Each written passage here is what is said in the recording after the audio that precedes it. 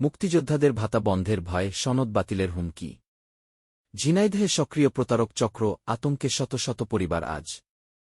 ঝিনাইদহে মুক্তিযোদ্ধাদের লক্ষ্য করে সক্রিয় হয়েছে একটি সংঘবদ্ধ প্রতারক চক্র। অভিযোগ উঠেছে, ভাতা বন্ধ হয়ে যাবে, মুক্তিযোদ্ধা সনদ বাতিল হবে কিংবা নতুন আবাসন ও গেজেট সুবিধা পাইয়ে দেওয়া হবে, এমন ভয় ও প্রলোভন দেখিয়ে মুক্তিযোদ্ধাদের কাছ থেকে হাজার হাজার টাকা হাতিয়ে নেওয়া হচ্ছে।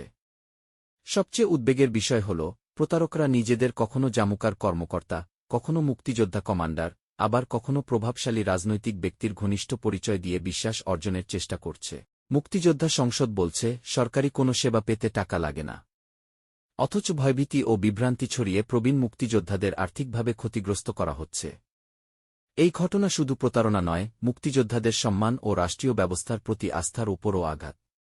তাই প্রশাসনের দ্রুত অভিযান ও জনসচেতনতা এখন সবচেয়ে বড় প্রয়োজন।